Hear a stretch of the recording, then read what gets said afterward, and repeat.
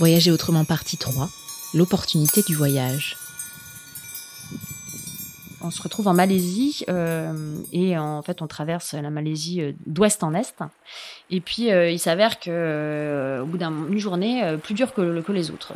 Vraiment, on commençait à arriver vers la côte, vers une des côtes, et puis vraiment une journée impossible d'avancer, plein de difficultés respiratoires. Il y a une espèce de grand brouillard, etc.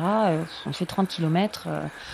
Pas grand chose, quoi. Un peu déception, on avait prévu d'aller plus loin. Bon, pas une top journée, quoi. Et puis pas en forme. Bon, on s'est rendu compte après, on a compris après pourquoi est-ce qu'on n'était pas en forme. Il s'avère que le brouillard, c'était pas du tout du brouillard, c'était de la pollution. C'était la pollution des champs d'huile de palme qui étaient en train d'être brûlés, pas en Malaisie, en Indonésie. Regardez sur une carte la distance entre l'Indonésie et le nord de la Malaisie. C'est des milliers de kilomètres. On avait un effet de la pollution de ces exploitations qui étaient brûlées en Indonésie, qui était colossal. Colossal à un point où on ne voyait pas le soleil. C'est comme si j'étais dans une brume écossaise, et qui faisait qu'en fait mes capacités pulmonaires ne me permettaient pas de faire correctement du vélo. Donc, on se retrouve, un peu une journée de galère. On se dit, on va s'arrêter là, vu que de toute façon, on n'est pas en forme, on va pas pousser plus loin. On est au bord de la mer, ça va être sympa. Bon, il s'avère qu'il y a un petit camping qui s'est fermé. Bon, on va essayer de s'installer là. On se fait refouler. Oh là là, la galère. Bon, on trouve un bout on essaye de faire un petit camping sauvage, quoi. Et on se met sur un bout à côté de la plage, sur un petit coin, à côté d'une bicoque. On installe la tente et il s'avère qu'il y a 2 personnes dans cette petite cabane en bois, et on essaie de leur expliquer. Évidemment, on ne parle pas malais et ils ne parlent pas anglais ou français. On arrive à se comprendre quand même en deux, trois mots. Puis il s'avère qu'il y avait plein d'images de tortues, de poissons avec des logos. On arrive à comprendre au bout d'un moment qu'en fait c'est un centre de protection de la faune sauvage et notamment des tortues. Il nous explique qu'en fait c'est une période aussi particulière parce que ça fait déjà quelques temps que les œufs ont été mis là et que les petites tortues vont sortir d'un jour à l'autre. Et donc du coup on leur dit si ça arrive, n'hésitez pas à venir nous chercher, on vient vous aider dans votre travail, sans problème. Et donc voilà, mais en se disant évidemment ça va jamais arriver, en plus comme on a une journée de la loose, on va se coucher, ça ira mieux demain.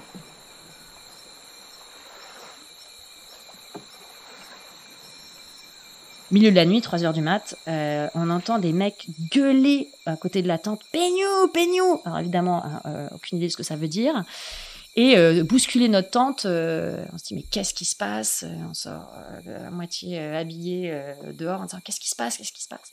Et en fait, Peignou, ça veut dire tortue en malais. Et il s'avère qu'en fait, il y avait 4 nids qui étaient en train d'éclore.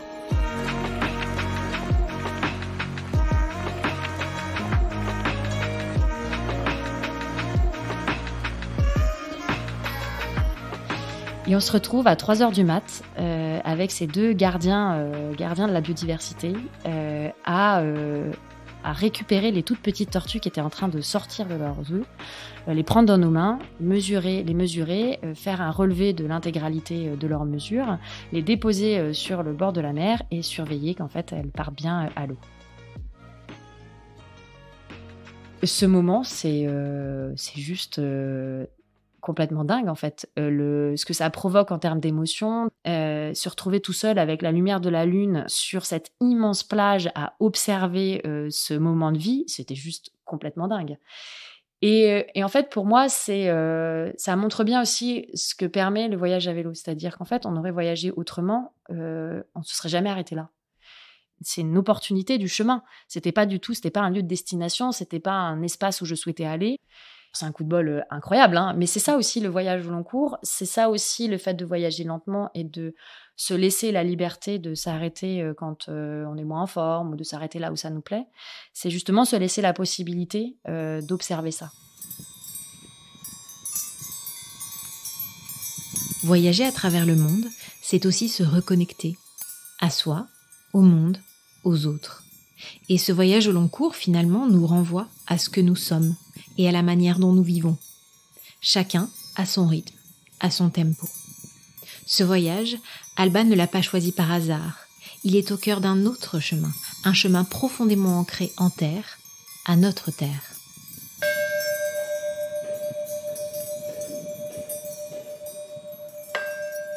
Alors moi, il s'avère que je suis ingénieure dans l'énergie, que depuis que j'ai décidé d'être ingénieure et d'être ingénieure dans l'énergie pour des questions environnementales, et que du coup, ça faisait un petit moment que je réfléchis à la cause environnementale. Je sais même pas dire depuis quand je réfléchis à l'environnement. Je pense que c'est trop loin et que je m'en rappelle plus.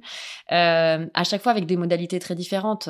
Quand j'étais toute petite, c'était plutôt une fascination pour la nature. Quand je suis devenue plus grande, ado, c'était plutôt comment est-ce que on a dans une réflexion de protection, des choses sur les déchets, etc. Quand je suis devenue adulte et quand j'ai commencé mes études en école d'ingé, là, ça a pris une autre forme.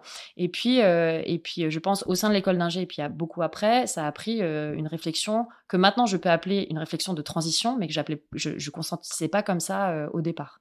C'est rare que les transitions se fassent de manière brutale. Elle s'est faite de manière progressive. Donc, et elle s'est faite sur tous les pans de ma vie. J'ai commencé déjà à comprendre quels étaient mes impacts et quelles étaient les grandes masses de mes impacts. Alors ça, c'est pour le coup vraiment une pensée d'ingénieur. D'abord, regarder où sont les grandes masses, et puis ensuite de se dire comment je peux agir sur les grandes masses.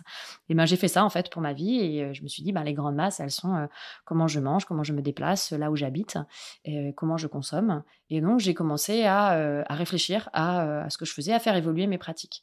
Et donc c'est quelque chose que j'ai fait notamment en devenant végétarienne, mais c'est pareil, ça m'a pris des années. Et puis finalement ça a été le même chemin que ce que j'ai fait sur le voyage.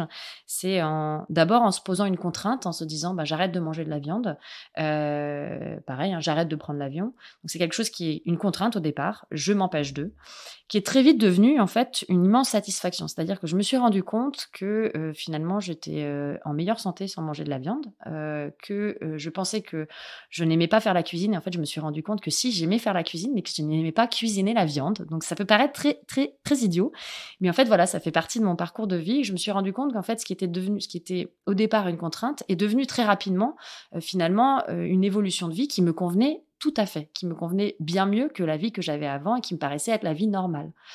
Et c'est exactement ce qui s'est passé pour ma réflexion sur ma manière de voyager. C'est quelque chose qui s'est fait petit à petit, où j'ai commencé à me dire, d'abord, encore une fois, de me poser une contrainte. L'avion, ça pollue beaucoup, c'est un impact sur l'environnement qui me paraît trop important par rapport à la satisfaction personnelle que ça peut m'amener. Et donc, du coup, je me suis dit, voilà, mets-toi cette contrainte, ne prends plus d'avion.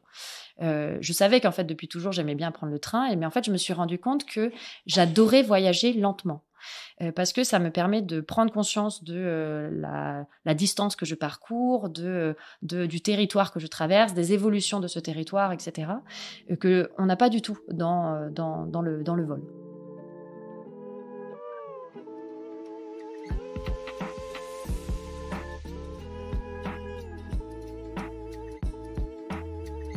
C'est un des grands apprentissages aussi du voyage par la lenteur. Quand vous voyagez lentement, finalement, votre corps, il s'adapte beaucoup, beaucoup, beaucoup mieux que quand vous faites des sauts de puce dans des contextes climatiques et même culturels, ou notamment en termes de nourriture très différents. Mine de rien, quand vous arrivez d'un coup à Bali et que vous vous retrouvez avec de la nourriture très épicée, dans un contexte, dans une atmosphère avec pas du tout le même niveau d'humidité, etc., en ayant eu 10 heures dans un avion, dans un environnement très particulier, votre corps, il se prend une espèce de salve d'agression qui est complètement dingue. Hein. Quand vous voyagez lentement, finalement, votre corps, il a le temps de s'adapter très bien aux évolutions progressives de la nourriture, à l'évolution progressive du climat, à l'évolution progressive du taux d'humidité, à l'évolution progressive des paysages, à l'évolution progressive de la langue. Et tout ça, en fait, se fait petit à petit. Et donc, du coup, en fait, votre corps, il a le temps d'assimiler, votre corps et votre esprit, ils ont le temps d'assimiler les évolutions.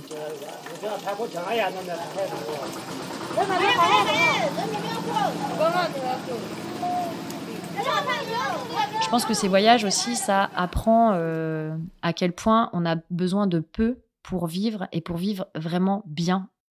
En partant en itinérance, vous n'avez pas intérêt à avoir beaucoup d'affaires avec vous, parce que sinon c'est lourd et c'est vous qui portez. Donc au départ, on était parti avec des sacs qui faisaient 13 kilos. En gros, il y a un peu de matériel, une tente, un sac de couchage, et puis 2 pantalons, 3 t-shirts et 2 culottes. Hein. C'est à peu près, voilà. Mais en fait, la liberté, elle vient aussi de ça, du fait de ne pas avoir beaucoup d'objets. Pendant 1 an et demi, on a été en capacité de vivre avec aussi peu de choses, et de vivre en étant vraiment très, très heureux.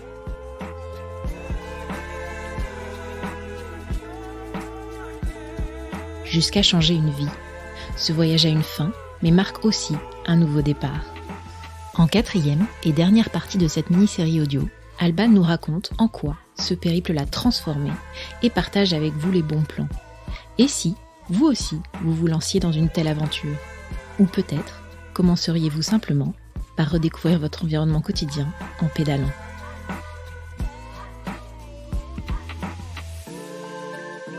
N'oubliez pas de nous envoyer vos étoiles et commentaires, ça nous aide énormément.